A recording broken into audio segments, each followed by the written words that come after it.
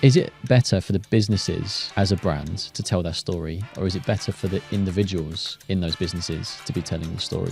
Personal profiles is the way to go. At the end of the day, people buy from people. What's the best business or financial advice you've received?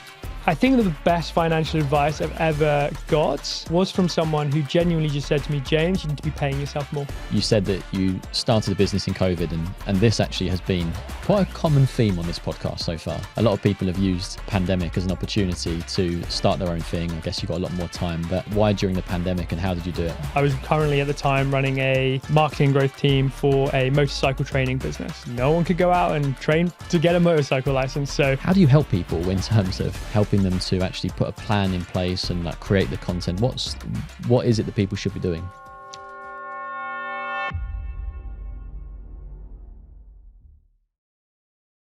James, thanks so much for joining me on the show today. Thanks for making the journey here as well, and excited to get into the conversation because I think like a lot of people in this day and age, we're all sort of focused on this personal brand and how do we grow ourselves online. And you know, I can see you're doing that very successfully in your agency as well. Is helping people to do that. But maybe what we can do to start off is to just introduce yourself and maybe a little bit about your background and then what led you to Shake Content. Sure thing. Jay, thank you so much for having me on the show. I am actually an avid listener of your show, so plug straight back to you there. Yeah, sure. So I'm James Farnfield. I've been running Shake now for the best part of a year. Before that, I ran another agency in the UX design and software engineering space. Did that for a few years. Started that during COVID, Interesting. which is definitely a interesting place to start your sort of full-time entrepreneurship journey. Before that, I had a career in marketing. I guess that makes logical sense for what I do today. So sort of led marketing and growth teams. And then sort of before that, of university and grew up in the sort of suburbs of London.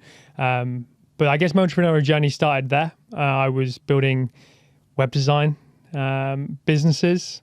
A web design business, building out websites, sort of since I was 16. So really, okay. Really early start and dabble into the entrepreneurial journey. Were you earning money from that at the time? So 16-year-old you, were you going out to people and saying, you know, I can help you build your website online and then charging money for it?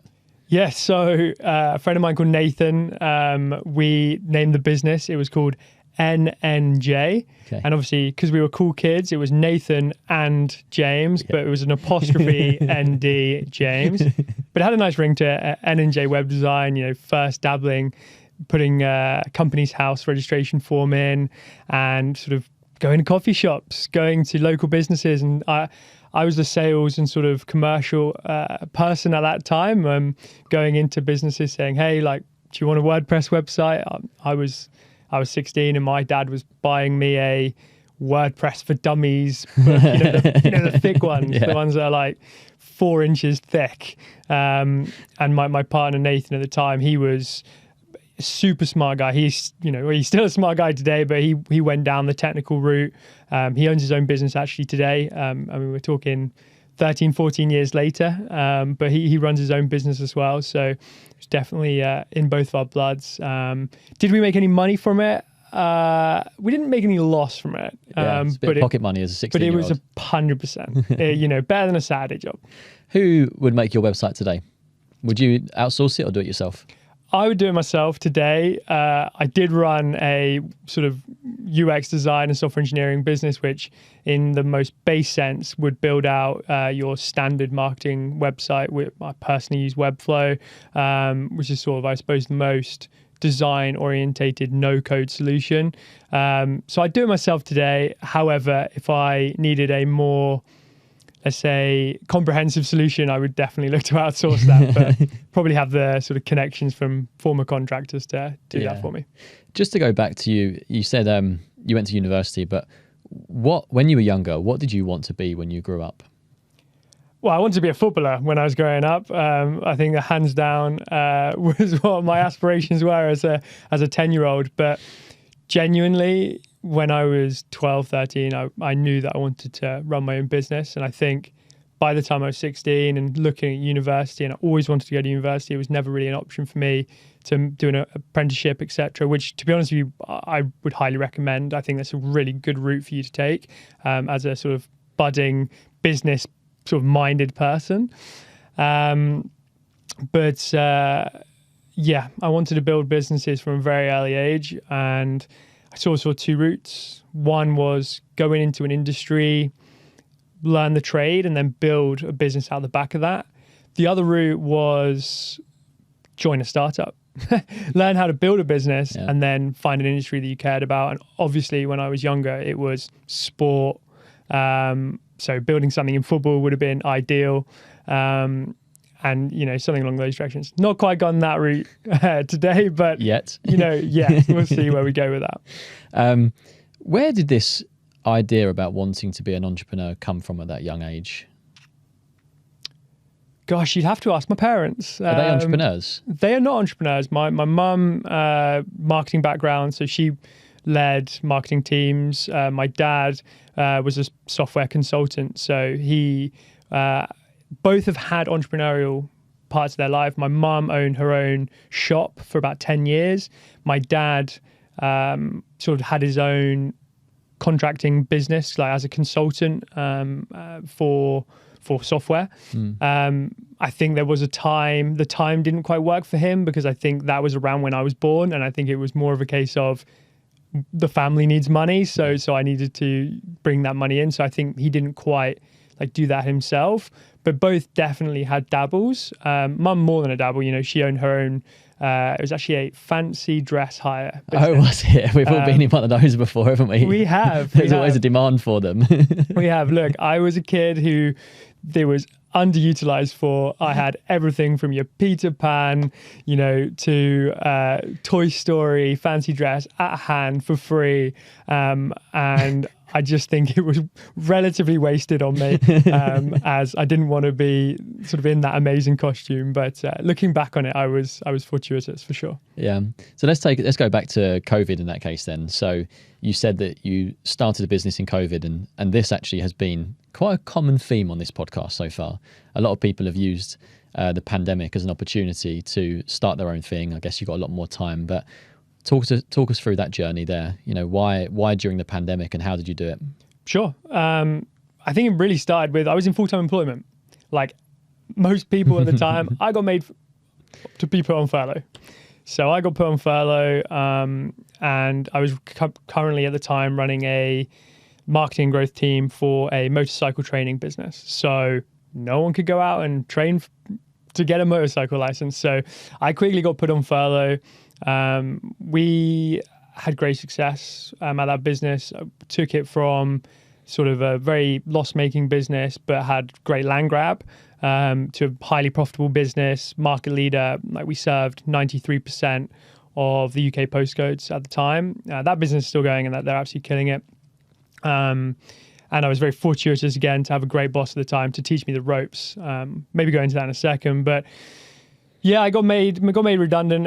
At the time, I was gutted. I'll be honest, I was absolutely gutted for being made redundant. I'd sort of put so much time and energy into this business, but looking back on it, it was the right decision by the management team, by the CEO at the time, because he didn't have the money to afford my wage whilst he was bringing literally zero money, and he probably kept me on for months longer than probably he should have, but got made redundant. So I was looking for another job, looking for a new role, and I was like, right, I'm going to go kind of try and reach for something maybe I shouldn't quite have the opportunity to get. But yeah, I took that reach, got a head of growth role for a funded travel tech startup, joined during COVID. Now, just paint this picture, right, where we know where COVID is. Their whole proposition was B2B travel. So, Jay, we're going to get you to pay us money, and we're going to provide you with flights, hotels, and all the software behind that. No one was traveling. But it was very much backed. We didn't know what COVID was at the time. It was funded, it had the money, it was a growing team. I was nice and shiny because head of growth was one of those sort of stamps which sort of stated to the world that they were a high growth business. I think times have slightly changed around what a head of growth actually is. But at the time, I think a lot of these funded startups, which may or may not have succeeded, there was just that kind of like, hey, look at us. We've hired a head of growth. Took the role 2 months in. I basically had a conversation, and it was very clear that I was not the fit for them. And like the role wasn't a fit for them either. So I got made redundant again. So I got made redundant twice in 3 months. So I just kind of went, screw it. Rather than going for the trifecta of 3 redundancies in a very short period of time. Hat trick. The hat trick of redundancies. I just went, you know what? Why don't I just do something myself? That's what I did. So I went and started thinking, well, what the hell am I going to do? So I've been running performance marketing campaigns for business for the last few years. I've really fine-tuned my talent in Google advertising, sort of hybrid approaches between performance marketing and SEO organic, and built a business which was 90+% Google ads acquisition to something which is around 30% paid acquisition and the rest organic. So I very much knew that I could do that. And I was like, I'm going to go do that. I'm going to offer that services out to people because I know how to run Google Ads campaigns. I'll just become a marketing consultant, travel the world. I don't know. The world was my oyster kind of thing, but it was also maybe too glorified entrepreneurship approach there, where I thought of seeing maybe a bit too much of the influences online because damn, it's hard work. I'm going to pick up on this point in a moment.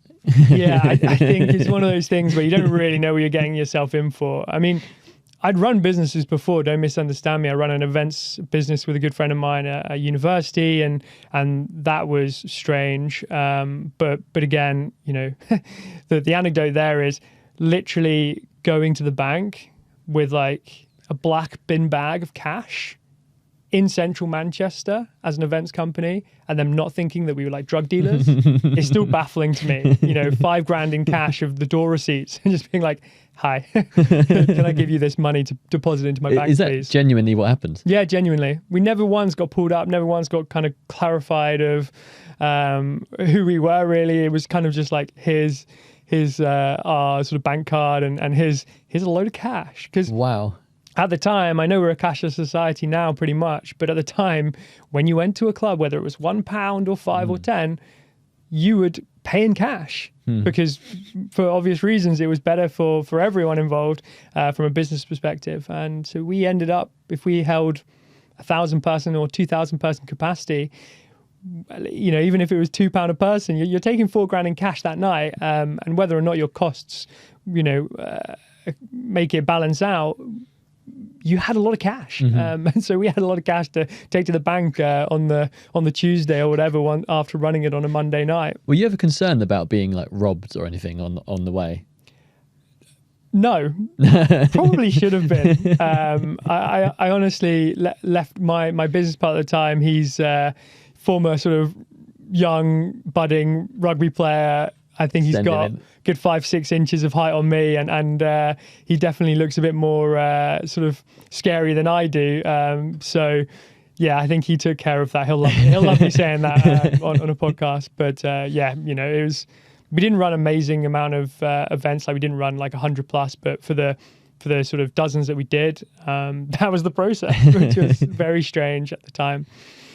So that was your like second foray into business. So you did your web design when you were younger. You did the events when you were in university, and then is this the third one then? So during lockdown, this is now when you say, do you know what? Been made redundant twice. Yes. I'm not going to go for the hat trick. I'm going to go and start my own business, and no one can make me redundant then. Yeah, spot on. So I was basically in a situation when I went, right, I'm going to be a marketing consultant. I spoke to my friend, who's still a good friend today, and I said, hey, I think I do marketing consultancy. He'd been doing that sort of thing for a bit. And I was like, I'm going to go do this. I'm going to be a marketing consultant for Google Ads performance marketing. And there's loads of businesses that do that today. And there's loads of freelancers, whatever, they do that. There's no problem with that. But he just turned around and went, James, don't do that. Don't do that. There is no money in it. Or no, there's no money that you want to like make. If you're an ambitious guy, you're going to earn 50 to 70 grand, you're going to work 7 days a week, you're going to work mental hours just because of the amount of you can charge, the clients you'd have to onboard, and then obviously you'd have to get a team as well. He said, don't do that. Do product. Now, product, what he meant by that was software solutions, build your open tables, build your Ubers of this world. That kind of product is what he's talking about. And I just turned around and went, but I don't know how to do that. I'm a marketeer. I do the paid ads, and I love data, and I love growth metrics. I don't know product. And he was just do it. And I went, well, no, I can't. I literally can't. I'm not a UX designer, and I'm not a software engineer. I came full circle on that. So I effectively started a business on sort of late October 2020. 10 days later, I got into a room with a business owner to help them with their performance marketing. And I basically in that conversation, he just let slip. He was just like, oh, we're trying to build out like a product for our business. Like, we are a business that has multi-sided marketplace. We want to go from a no-coded solution to a fully fledged software engineered bespoke platform. Now, the naivety and maybe brazen or fake it till you make it, all these cliches are inside me. And I just went, I can do that. Oh yeah, we do that. Like, we're a full-fledged product and marketing agency. We can do that. Not a problem. So I'd wangled my way into selling 15 grand's worth of solution to this business. Money hit the bank account. Never seen that amount of money in my life. Definitely not in one sum. And then there was just the holy shit moment of, oh God, I've actually got to deliver on this. Like, I've worked with someone to fledge out a contract and everything else to make this happen. Luckily we did. We did make that happen. I got connected with a contractor called Luke, who was a UX designer and sort of product lead for a business. And luckily for me, I sort of went back to that same person who told me to do product, and he connected me with Luke. And he basically said, oh, well, he's perfect for you. He's taking a bit of a sabbatical, go chat to him. And he started off working with me as a contractor. Fast forward a couple of months down the line, and I am chewing his ear off every single day about this client, the next client. Because I've quickly realized that there's such great margins in product, like 40, 50% in some cases margins. Wow. And it just made so much sense. But I couldn't price up projects. I couldn't do any sort of client-facing delivery work because I'm not a UX designer, I'm not a software engineer. So how did you price it then? With difficulty. So initially we went to Eastern European agencies and we just said, hey, we'll be the sort of client-facing, you white label for us. And we basically just borrowed their processes in terms of how to price up projects. Okay. We still work with other agencies for about a year into the business.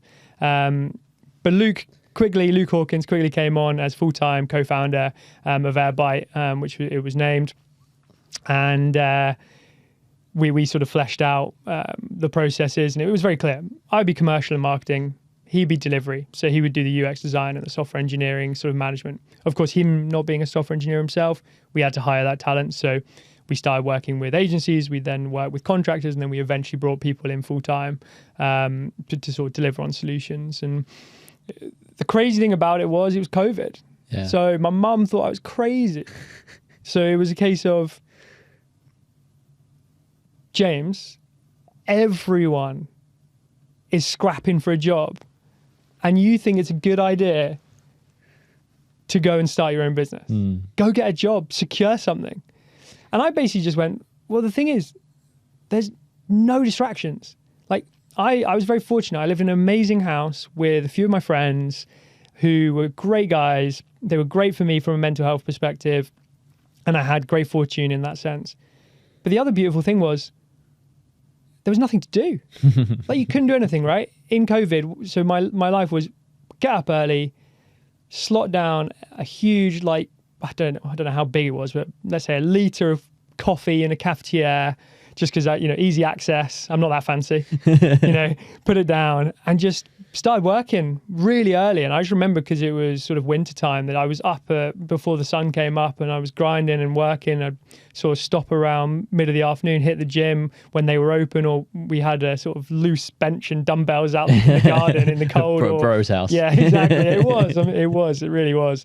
And you'd you'd go to the Sainsbury's or the Tesco on the Friday night or Friday afternoon and do your weekly shop or whatever you were allowed to do that day. Queue around the corner to get in. Queue around the corner with your 4 housemates, and you just buy beers. Yeah. You know, funny enough, I don't really drink anymore, but at the time, that's what you did. Yeah. You would go, you would get a crate of beer each, and you just have fun. I don't condone that. It was extremely unhealthy. But that's what we did. And so I would just work my ass off and enjoy the weekend, and there was just no distractions. Like, now it'd be so much harder. Yeah, that's you're actually bringing back a lot of like positive memories from the pandemic, because at the start it was really scary, and then you realize that you look back now and you think to yourself, oh, what a great time that was. The weather was amazing. Like, you create such good bonds with your friends and your housemates, and I've got memories that will live with me forever. And then again, going back to the point I made earlier on, a lot of the guests that have come on this podcast so far started their businesses during that period. And I think that a lot of people had this moment to reflect on, is this job what I want to do? I've got time now to figure out what I really love. And also I've got the time on furlough. It's a luxury that we'll probably never have again, but I'm being paid to do nothing. So let me go and try and do something risk-free on the sides. If you weren't just sitting there, you know, sunbathing the whole time. But a lot of people are out there, like, it seems, building businesses and starting it. But to go back to what your mum said about, you know, everyone's losing their jobs, you want to be employed, etc. When businesses are laying staff off, they may be looking at to save money, they're actually contracting out instead. So probably being a smaller agency might be advantageous in periods like that. What do you think? I think so for sure. Like, at the end of the day, the acquisition cost of bringing on someone from a talent perspective, training them up, hoping that they're a culture fit, hoping that they are what they say they are in terms of skill set, the added costs of pensions, insurances, benefits, etc., is extremely high, and there's risk. Whilst our sell point at the time was, we are a full team. So let's say you wanted to go build out a new feature of your business. We are everything. We can research the consumer, do the UX design, then a software engineer will build it for you, and then we'll QA it for you as well. Right at the start, I was like, we'll do some marketing as well, but we quickly scrapped that off because it just wasn't necessary. And that's really appetizing. I mean, that's why you work with an agency. I mean, I run an agency today as well, in a slightly different discipline, but that's why you work with agencies, right? You're either time or expertise short, and you do pay typically a little bit more for that privilege. So yeah, I think it made a lot of sense. But you pay a premium, but you get the flexibility that if you no longer want to work with that, you can essentially just cut ties at the end of the contract or whatever. You've got a greater degree of flexibility than if you brought in a team in-house, and then, you know, you have to try and manage them out or something along those lines at some point in the future. But talk to me about Shake then. So what are you doing there with the new agency that you've started? Sure. So effectively, about a year ago now, so about 18 months ago now, I was posting on LinkedIn for the 2 years prior. But I was posting on LinkedIn with no strategy. So it was very much a case of, I'm just going to post daily. I'd hired a contractor to help me with my copywriting. I very much quickly, again, irony, but I quickly realized that my copywriting skills were pretty low. So a lot to say, but how to get that into a good post or a post that worked in actual English was tricky for me. So I'd hired a contractor, happened to be one of my good friends, who's very talented at that. So that worked really nicely. But I was just posting into the void, you know, there was no strategy whatsoever. And then business was going really well at Airbite. So we'd had a couple of big clients come on board. We were making good money. We had built some really nice referrals and word of mouth sort of programs. And I just went, right, we are going to make LinkedIn like a really strong channel for us. I feel like I'm a half decent marketeer. I'm going to go actually put a strategy in place. And I did that. And after about 2 months, we got clients. We got new inbound like conversations, and I was mind blown. I was like, wow, this is actually possible. Again, I think today it's probably not that easy. At the time, with the way LinkedIn was sort of functioning as a platform, it was just a little bit easier. But I had clients, I had current clients who would come to me, remember, software engineering and UX design, going, James, what the hell is this? Can you help us? I want to be a bit more active on LinkedIn. About halfway through last year, my co-founder, Luke, he said, look, business is going great, but I just want to take a step back. I'm worn out. Like, I am working mental hours. I just want to go back to sort of a full-time job and focus on one product. Because obviously he was working on 5-10 different projects at one point, which I think anyone who's tried to do that in their job or their own business is a large challenge of working across different projects. So I had a decision to make, which was, do I hire to replace him or do I do something different? And I think this natural itch in the back of my mind to move back to marketing had come. And so Shake Content got born, and it was very clear to me that there is a huge opportunity to work with Series A businesses and up who need support with their LinkedIn content strategy. And yes, okay, the deliverables might be your written post or your video, but it's also things like this, podcasts, it's webinars, it's maybe that newsletter.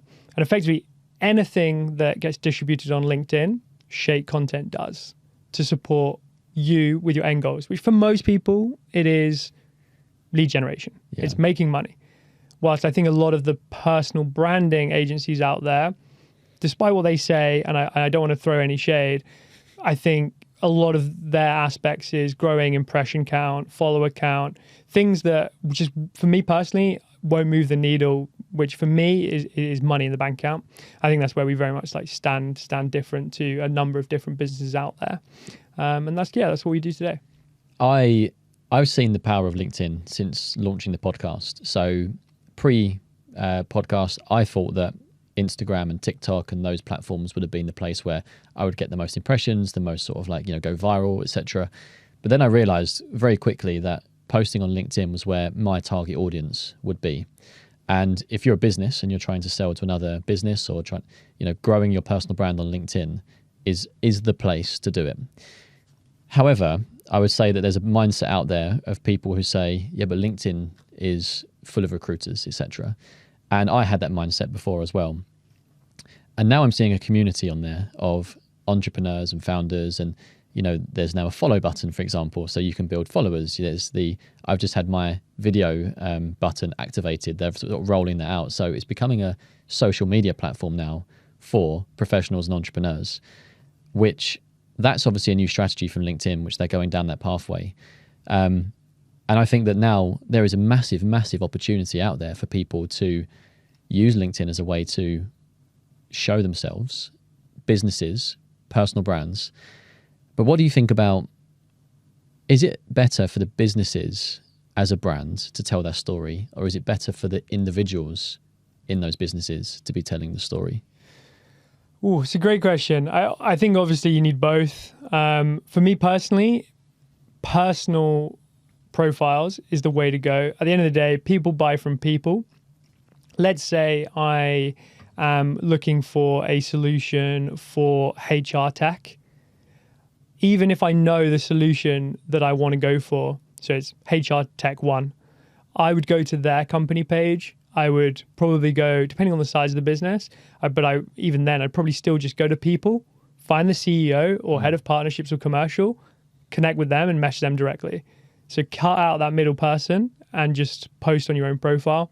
At the end of the day, it's quite hard to build trust with that brand. Obviously, if you can do that, that is the end goal.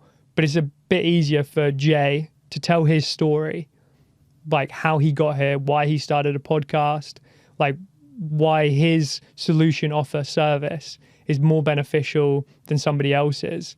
And actually, by listening to you on this podcast, by listening to your content, watching you, I generate that trust, build that interest in you. So then when somebody may ask me, let's say for X solution or service, I may not even know you. But because you're front of mind and because I've been digesting your content, I would just recommend you. I'd be like, oh, I think this guy's quite good. And that's crazy, but we've all done that. And I think that translates nicely into the way the B2B buyer buys. In this day and age of digital marketing and online presence, 88% of buyers, of B2B buyers, look to social media before making an informed decision. Now, that's an impressive stat, and it makes sense as well, because if you, even when you go and you start recruiting, you often like go and go onto the person's like social media page or whatever. You're actually looking at who this is I'm dealing with here. So it makes complete sense, and again just reinforces why you should have a strategy about building your presence online. I know that it's typical of these big businesses, but a couple of years ago we had a LinkedIn person come in to sort of teach us how to like build our own profiles up, and he actually said when he came in, he was like, I can't believe the number of you sitting in this room just have like the egg as your profile photo. How, if a client wants to invest money with you, and you've got an egg as your display picture, like why on earth would they be taking you seriously? 100%. But it translates as well to, how about talent, right? Company A and Company B. Company A is Mr. Egg, who has no profile, bit of a ghost, but is running a very successful business and wants to pay you loads of money to come in and lead growth. Or Company B, who's talking about mission, vision, values of the business, is talking about their service offering, that away day. I'm pumped to join that business because of digesting that content. And even if I've not been digesting it for long, just by a bit of research, anyone who has taken a new role in the last year would have stalked a hiring manager or CEO or team members on LinkedIn before they make a decision. Yeah. So it doesn't just translate from lead generation. It's also talent acquisition, fundraising. How about fundraising? So how many times have you heard people come on this podcast or just in general say, 100 applications or pitch decks sent, 70, 80, 90% have just rejected me or said no or ghosted me? That's because they're receiving 30 plus probably pitch decks a day, or even if they're receiving 10 a day for the bigger VC firms or even the middle level VC firms, that's 3,000 decks a year. Like, it's still, in my opinion, no excuse just to blank someone, right? Because it's just rude. But from their side of it, there is no level of, look, we've got the money, you need us. So stay front of mind. You produce the content, connect with them. Like once, even if you get like oh yeah, would be good to chat, the amount of ghosts after that is so frequent, right? But if they're seeing your content every day, you're staying front of mind, you're talking about the market size, you're maybe educating your audience on your solution if it's a bit complex. Maybe you're shouting loudly about how good your team is or how good you are. All the stuff you would be doing if you got in the room with them. But what you don't realize is that you're actually edging yourself closer and closer to a yes before you even enter that room. So I think looking at LinkedIn content and a content strategy just as a pure inbound tool, whatever you think of social media, even if you hate it, you might be a 30, 40, 50-year-old person and you absolutely hate social media. But the problem is your buyers, your future hirers, the next investor, they're on it. So love it or hate it, you've probably got to be on it. Yeah, actually, I was having this conversation with somebody yesterday, and it perfectly illustrates your point. He uses LinkedIn Sales Navigator to send out some messages, so automated messages go out. And then that's the connection, and then an introductory message. Then a second message gets sent, essentially as a follow-up. But what he's doing in the meantime is he is posting 3 times a week. And he uses AI to help him do that as well. So he creates 3 posts a week. He's a financial advisor. He's putting the problem up and he's talking about how he can solve it. And he knows what his niche market is. And it might be 2 or 3 months later that somebody replies to his message and says, oh, hey, like you messaged me a little while ago. I'm sorry I ignored it, but I saw this post that you wrote. And it's about those regular touch points. The message on LinkedIn, the second one, and then the constant posts, and then one of them resonates and they say, oh, actually that is relevant to me. And I was like, wow, like it does actually take, it's not going to be something which you can just go overnight success and you're going to be making new connections and, being successful and, winning business. It's a slow burn. It's something that takes time. There are so many more touch points involved. Absolutely. Setting expectations, the average Jane or Joe would not get those like magical bullet inbound leads 6 to 12 months down the line. Like what I mean by that is Jay sees not connected with me, or maybe he's connected with me, sees my content, reaches out and goes, hey, would love your solution. Maybe you have the best solution ever, or it's innovative, or maybe you just recently got funding to blow the industry or the market out the water. And yes, maybe people will send those messages. Relatively unlikely. But what it is incredible for is exactly as you said. How about that person that ignored you 12 months ago? Or how about that person you went for coffee with 6 months ago, and then it kind of just couldn't get back into your pipeline, or couldn't get that second or third conversation? They weren't ready at that point. Or they had other shit going on, whatever it may be. I mean, we've had this recently. One of our clients we started working with about 60 days ago now, they had a conversation with one of the largest enterprises in the world, household name, 12 months ago. The CRO has been trying to get them back in the room via email, cold calling 5, 6, 7 times, over the last sort of 8 to 12 months. He started posting on social media, on LinkedIn. This person reached back out and say, hey, would love to get that coffee in the diary again, and literally referenced the content that he'd been posting. Wow. Obviously, great win for us, because obviously we can attribute that straight back to the work that we're doing.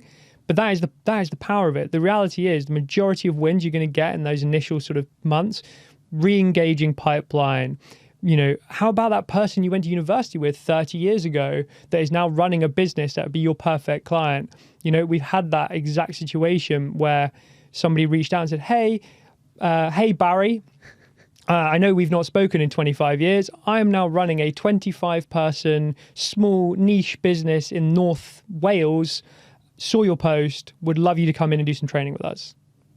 Real person, real story, real names. Like, that is what it's all about. That whole glorified, we're going to get you in front of 100,000 people straight away by posting online is utter rubbish. So if people are listening now and they're saying, I know that I want to be improving my online presence, I want to use LinkedIn as a way to do it.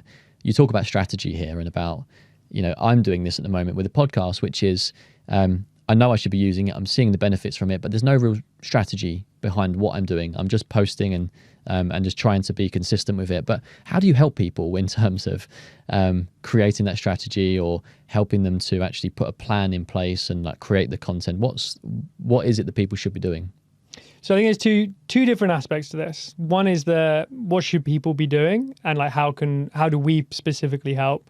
So how can people like get started or do it themselves? That I don't want to go, just start. There is a relative level of that, but I think having a good plan in place, like let's say you want to post tomorrow, I genuinely would say, well, how about let's start posting at first of the month next month.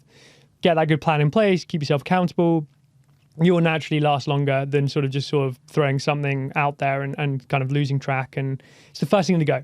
I think that's something I would always say is if you're a business owner and you're trying to do content yourself and you're busy, which most hopefully business owners are in the early stages, the first thing that gets cut is posting on LinkedIn. So the first thing I do is identify what topics you want to speak about. Typically, this is content pillars. So have 3 to 5 content pillars. If you ever write a piece of amazing prose or whatever it might be that doesn't hit one of those content pillars, you either need to reword it or delete it. You want to keep your audience focused on what you are talking about. Once you've identified those, I would suggest you do what I call the ICE framework, which is ideate, create, and execute. So you first, by using AI tools, asking your mother, your father, your brother, your sister, your team member, your intern, your current customers, your future customers, your past customers, what should Jay be talking about? You will have 20 to 30 ideas straight off the bat. I could give you 5 right now, right? And your intern will give you another 5. Your mother will give you another 5. Everything from your story to 5 top tips in wealth management, et cetera, et cetera. Put those 30 ideas down in an Excel spreadsheet. Let's not overcomplicate it. I would probably spend about an hour of your time once per month doing that. Then you move into create. So create, I would typically recommend spending about 1 hour twice per month. So create is maybe a blog piece, maybe bullet points for LinkedIn posts. You're effectively nudging that down the journey. So you want to identify which 3 to 4 topics you want to talk about, and then start fleshing out the bare bones of that post. Maybe that's a video, maybe it's a voice note. One of my favorite ways of creating content is take the topic, answer it myself on voice note, and that's my create section. Then you have execute. So you want to be doing execute section 3 times a month, 1 hour. So 1 hour, 3 times a month. And that's, you've taken the topic, you've got the bare bones, now we're putting it into a post.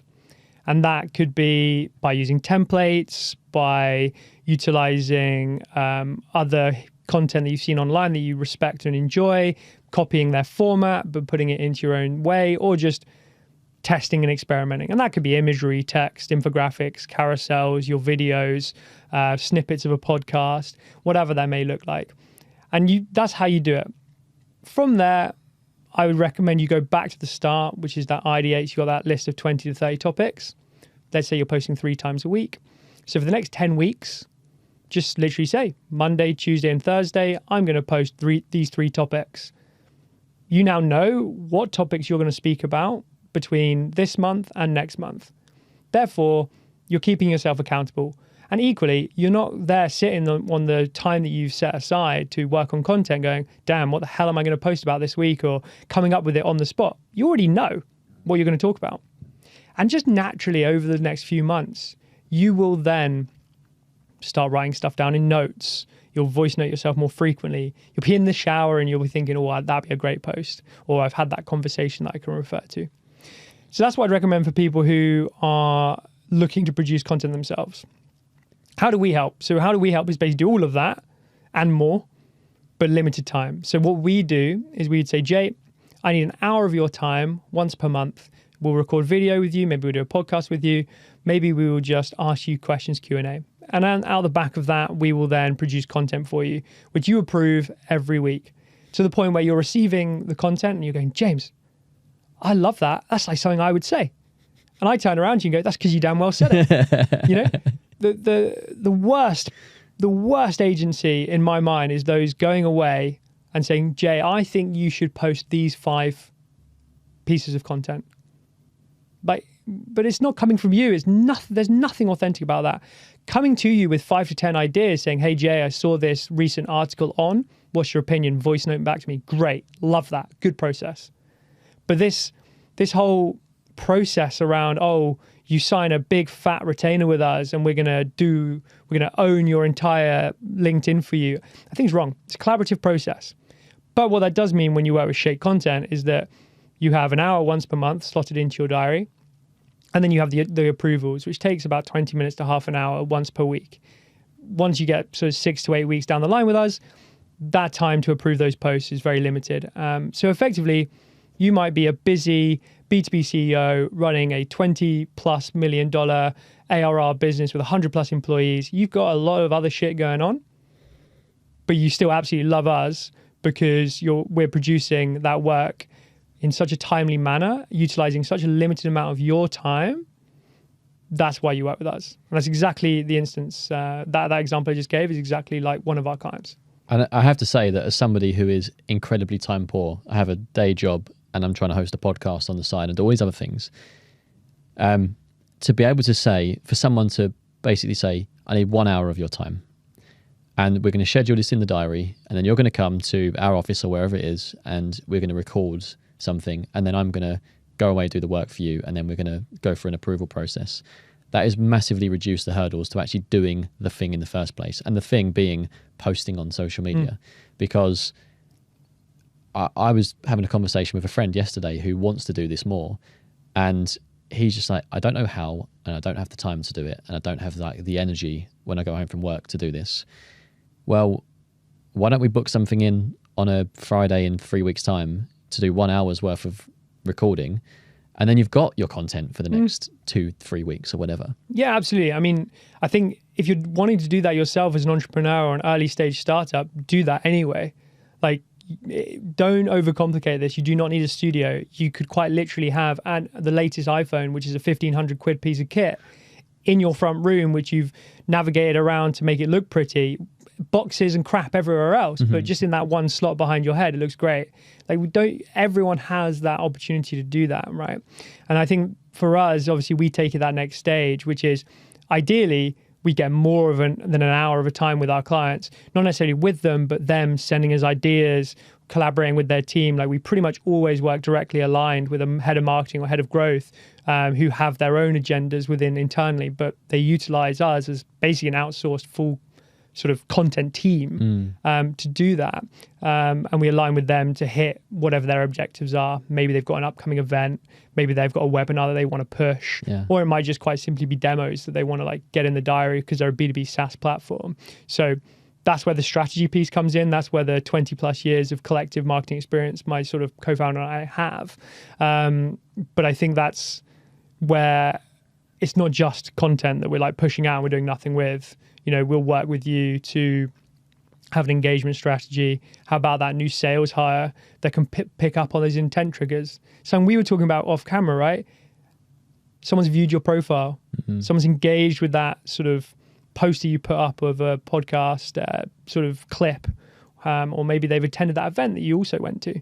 All of those are intent triggers that you can pick up on as somebody who actively wants to grow through LinkedIn.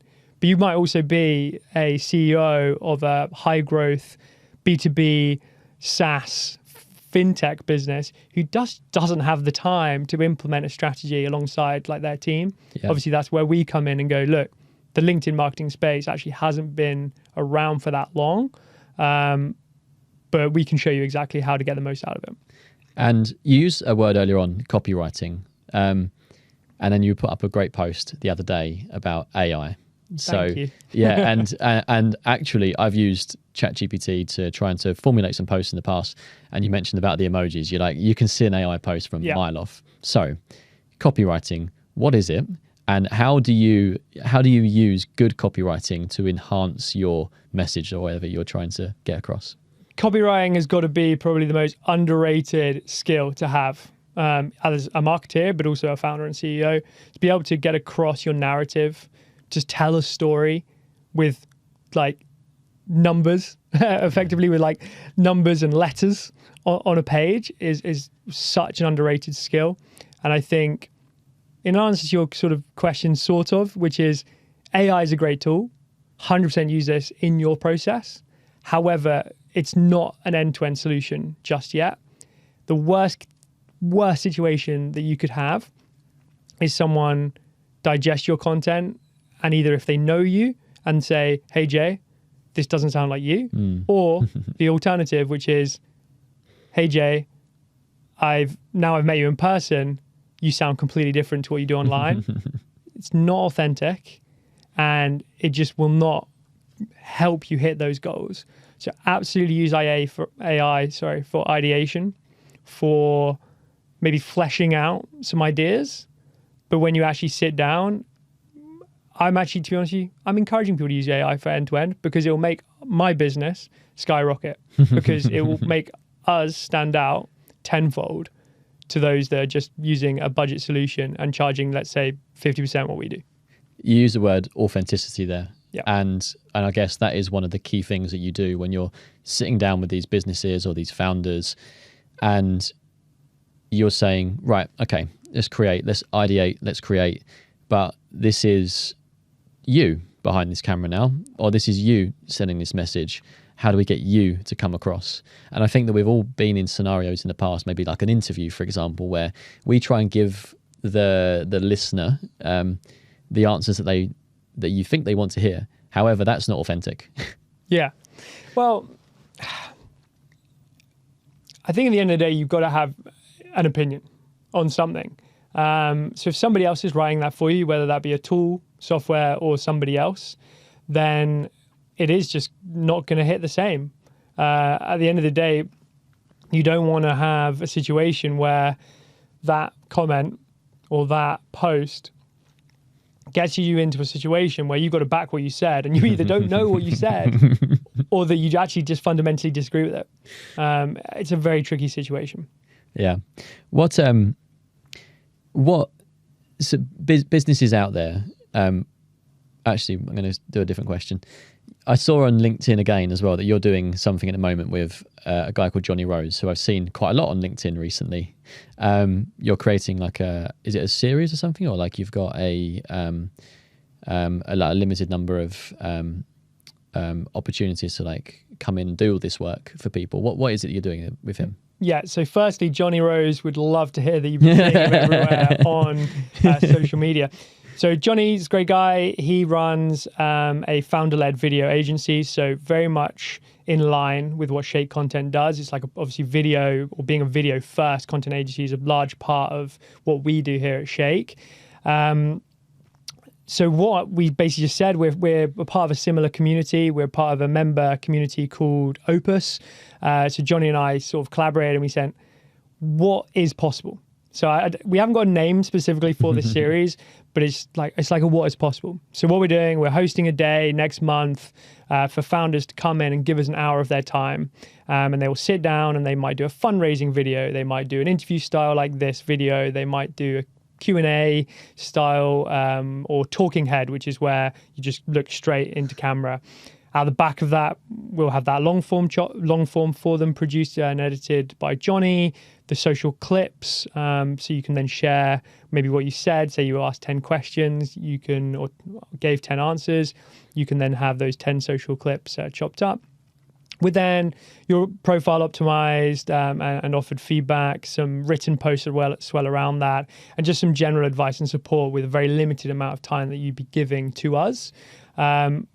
This is the first one that we've done together. I doubt it will be the last.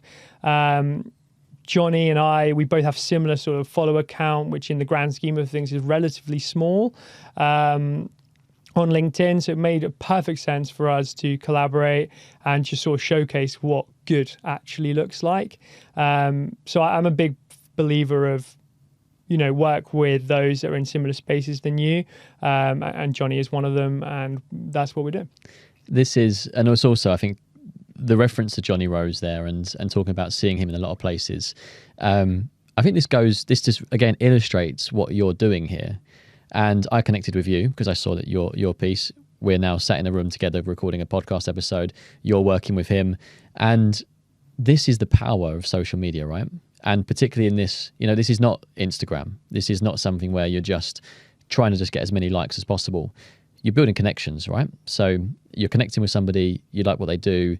And I think that this just keeps reinforcing the message that you're trying to say about the reasons behind Shake Content is getting yourself out there and showing yourself online. Yeah. And fundamentally, it will lead to success in some capacity, whether that's the touch points that we spoke about earlier on, or whether that's brands getting comfortable with you, building new connections. There's like no downsides to doing it. No. There isn't. There literally, and I'm just sitting there thinking there is no downside to it. So there's two elements to that, right? So one is build real connections. Yeah. Like at the end of the day, it doesn't matter, Johnny who's based in Glasgow or me based in London. Build true connections. Now that could just quite simply be, hey Jay, should we grab a virtual coffee? I love that line. I am genuinely interested in what you do, and yes, you may become a client kind of thing, right?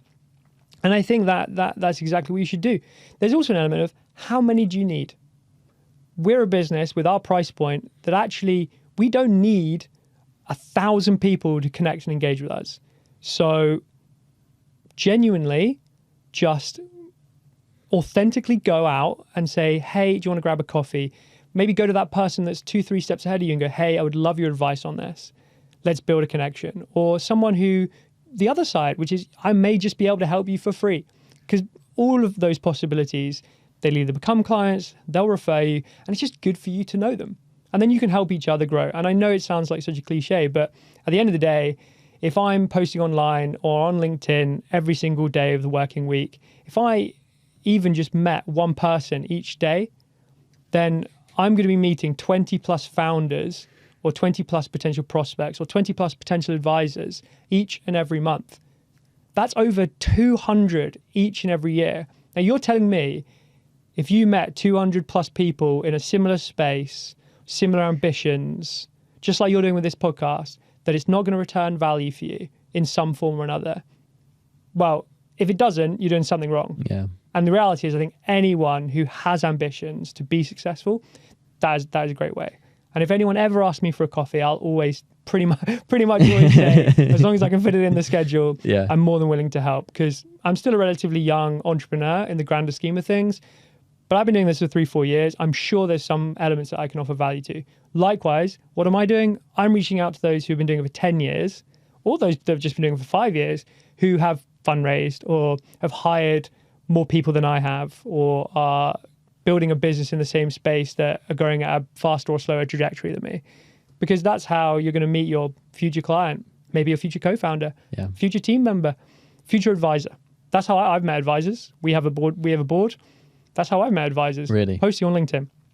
And the old saying, you're the average of the 5 people around you. Now, I would say that the people around me are now becoming virtual people. So whether that's me listening to a podcast for 5 years, for example, I'm a big fan of Modern Wisdom, have been for pre-pandemic. And I almost feel like that's a person that's close to me. Like I've been hearing his voice weekly for over 5 years. It just shows the power of podcasting there, and also, again, power of personal brand, etc. But now I'm connecting with people online who I don't even have to come into contact with these people now. I can speak to these people. I've got a guy who I'm speaking to quite a lot at the moment. He's giving me some advice, and he just voice notes me a lot on LinkedIn. And I ask him a question, and he just comes back, and we just bounce ideas around.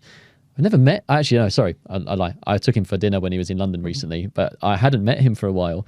And those people, I'm creating virtual network around me now. And it's just, again, the power of social media.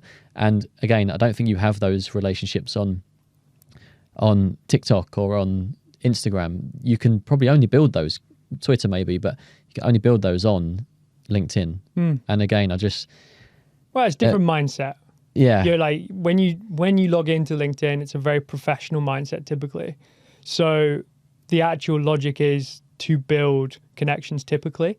Whilst an Instagram or a TikTok is more like dopamine. Superficial, just having it's more aspirational. I'm not saying you want that on LinkedIn as well for many people, but it's very like aspirational entertainment, trying to get that dopamine hit for that day, that cute dog that I'm going to send to my girlfriend, or that golf 10-second hilarious clip that I'm going to send to the guys, whatever that may look like. Whilst LinkedIn, I'm actually looking to go and find that 5 top tips in HR that I'm sending to my business partner, or that sales sequence that someone's giving away for free because that's their way of adding value. It's just a different mindset. Likewise, I'm not looking for business advisors on TikTok. Now, I'm not saying you can't necessarily get hit on both platforms, but there is just a different mentality. And going back to virtual connections, hell yeah. Like, that's wonderful that you've met this person, and when they have come across your proximity, that you've taken them for coffee. I mean, Luke Hawkins and we'd never met. We did 500 grand in revenue before we even met. Because it was COVID.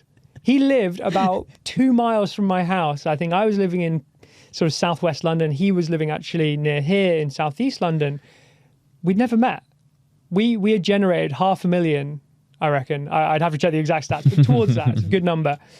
Towards that number before we'd even ever met. And I very vividly remember we met for coffee, socially distanced. That is insane. Different times, obviously. But, there's plenty of stories out there of people who have met. And as I said, you can meet co-founders, you can meet talent. We currently work with a unbelievable video editor who's part of our team, who's based in Egypt, majority of the time. Right. Talent just has no boundaries. Yeah. I do actually want to build an in-house team at Shake. And I do want to have that office in London. I think it's a beautiful and amazing hub. I think I found that through being part of member communities in London and startup communities. One of them being Opus, which I mentioned earlier. But it doesn't mean that you can't work with remote talent from around the world, especially when you start out, the cost effectiveness, if you can find the right talent. Fiverr is great for that. I've mentioned that a few times on the podcast. But one of my questions was going to be, what is next for your business? Is that the plan? Do you want to hire more people internally? You want to move into an office, etc.? How many of you at the moment are there? Yeah, so there's about 5 of us now, from a mixture of contractors and full-time like team. We don't need a lot of talent to produce good results, which is great. We can remain relatively lean and agile, which is superb and great for us. It's one of the most like awesome bits of the business model, which I'm very happy about, obviously. That means we stay profitable for as long as possible. What's next for us? It's pretty clear for us. We see a highly ambitious team going after a very large market in the B2B arena, for content marketeers in the UK for the next probably year. We'll move into the US a little bit after that. Continue to grow sort of 2x each year. So we're aiming to do $250,000 this year, and then just 2x every year from there. We'll eventually turn into more of a media business, facilitating a number of different clients across a number of different verticals. But this business, we do aim to exit from. So we aim to grow fast, do this for 3 to 5 years, and then get either acqui-hired or probably when a US business moves over and wants to land grab, they will want to take the land that we've grabbed in sort of 4 to 5 years' time. And we are already facilitating those conversations because I think it would be wise for us to, one, at the moment, get the advice from those that are a lot like bigger than us, but also those that potentially one day could take us on in sort of internally or sort of swallow us up into a bigger size business. You said that you earlier on that you've had advisors that you've met online, they've come into the business.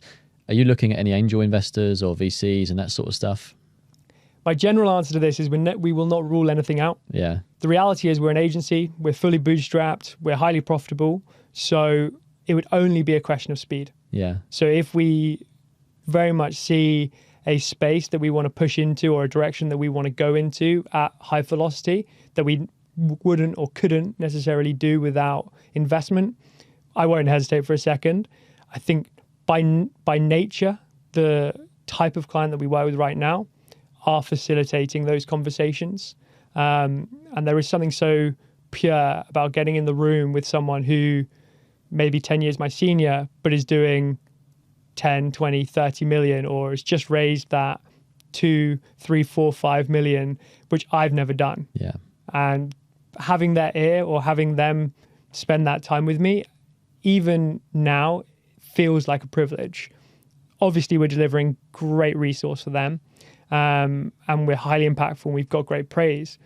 But just having their ear and having them speak to me for an hour and offering their thoughts on who they're hiring that day or the challenges that they're facing is genuinely awesome and one of the best bits about my job.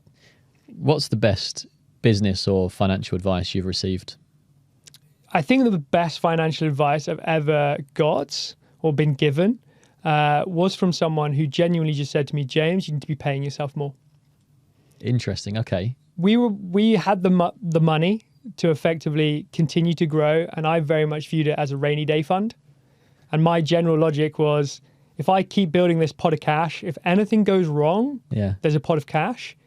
But I was living like below minimum wage. And I told this to a friend and he just goes, you do realize that makes no sense. Like, it makes way better sense for you to actually pay yourself a proper wage that can make you feel safer, more comfortable to then grow the business. Now, some people love living on the edge. They love going from check to check, and that's going to make them perform at a higher velocity. For me, absolutely not. Like, I want to make sure that I've got rent paid, food in the fridge, and I'm not going to miss out on that meal out through money. I might still miss out on it from a time perspective with investing that back into business, but actually paying myself properly was probably one of the best pieces of advice I ever got given. Because otherwise, I think the mental strain that you have given yourself by just looking at peers, if you're sort of self-conscious or self-aware of that side of things, but just also just living. I think actually that was probably one of the best pieces of advice I got given. I like that. And that comes back down to, I guess, alleviating as many concerns as possible so that you can perform better. Yeah, 100%. I think you're already going to have one hell of a stressful life as a founder. I think for me, I think if I could give like any advice to anyone who's thinking about starting their own business, I'd say it's just not about intelligence. I think a lot of founders are intelligent and a lot of people are highly educated, but that's not going to make you succeed and get past that first year or that second year or that third year. What's going to make you stronger and better and make you able to reach those ambitions is going to be that self-perseverance, determination, all the mental sort of capacity elements. And I think somebody asked me the other day, and it's quite a controversial topic, around female and male founders. Now, factually speaking, there are more male founders than there are female founders. But factually speaking again, female founders go through way more hurdles when it comes to raising funds, being in that room from a sales perspective. So if you give me one or two female founders or co-founders, depending on the team makeup, that got past that year, that is an investment that I would like to make, because genuinely, like, just getting past that 365-day mark and are still growing from all the crap that they would have had to deal with in that first year.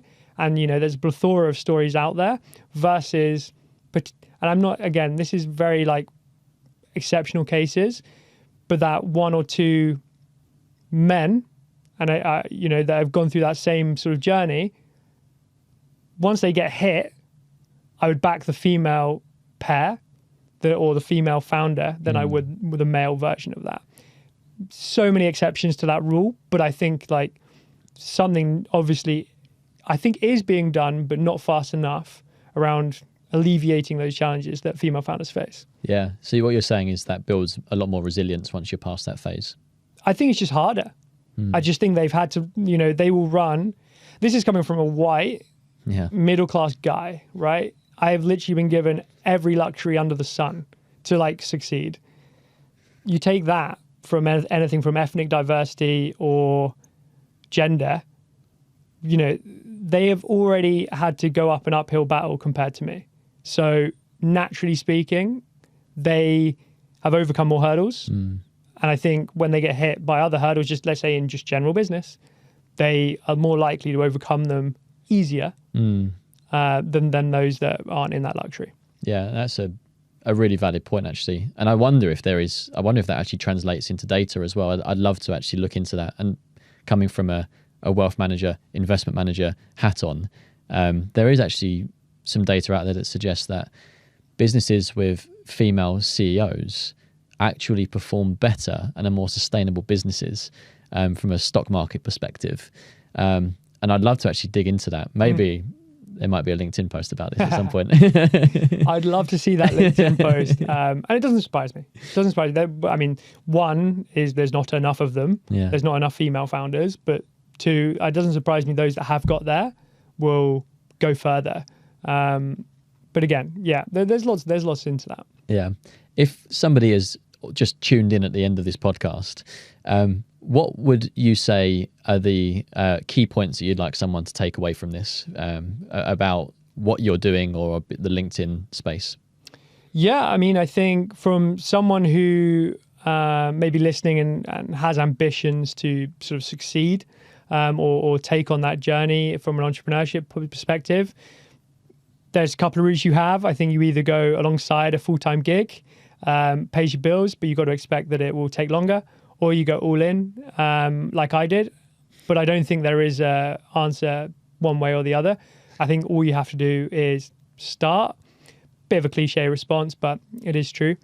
From a Shake content perspective, well, look, I think the biggest moat that you're going to have versus your competitor in 2024 and 2025 is brand. Like, if you can have a stronger brand, personal or company or both, versus your competitive landscape, then it's going to be one of the biggest assets, if not the biggest asset, to your business growth. And I think that starts, especially for a B2B business, on LinkedIn.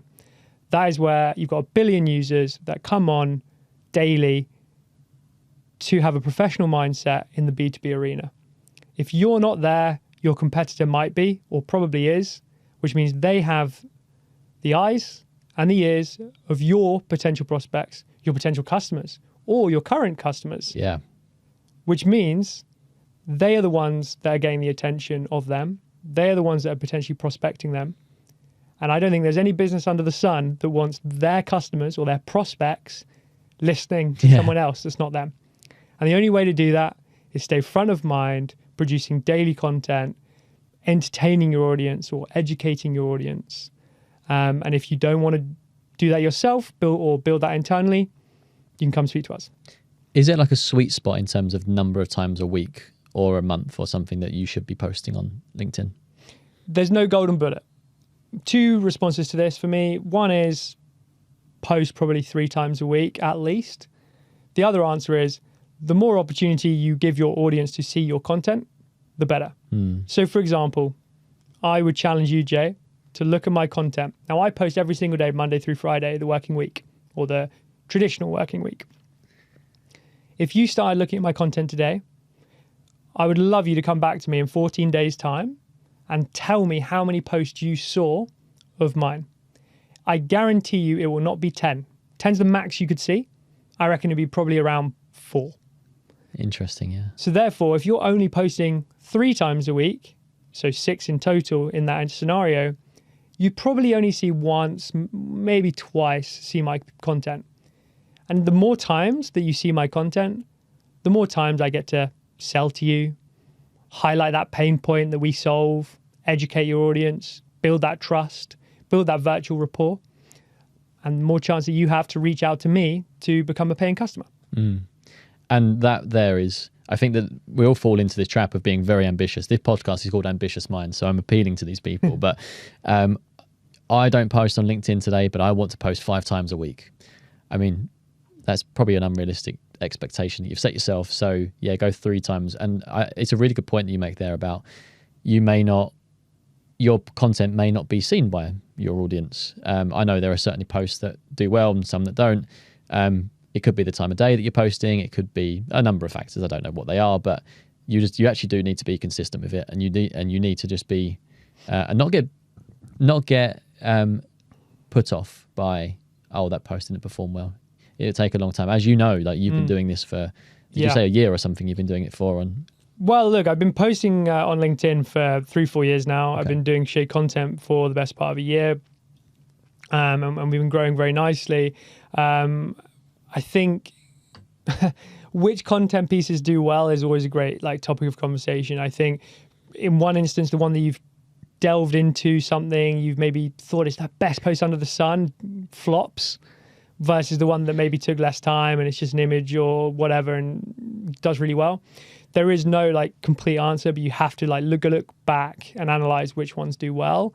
I think there's also just an element that people need to remember, that don't get obsessed with virality. Don't get obsessed with vanity metrics. One post may get 100 likes or 1,000 or 10,000, and the same sort of respective correlation with impressions and engagements produces 0 revenue into Jay's bank account. Yeah, right? true, yeah. But the one that talks about your process, talks about a win, gets 3 likes, no impressions, but gets you 1, 2, 3 potential conversations, which turn into money and demand generation, right? This is one of the most marketing relevant terms right now, generating demand generation. They're the ones that you need to focus in on. They both have a purpose. One draws attention, one drives sort of demand to your business and builds pipeline. But people need to just remember that different types of contents have different types of purposes. Don't get obsessed with chasing those sort of vanity metrics, as they're called. They make you feel good. They do. And I'm all for making you feel good and making me feel good. And of course, I still myself look at impressions, engagement, etc. But there is more to it.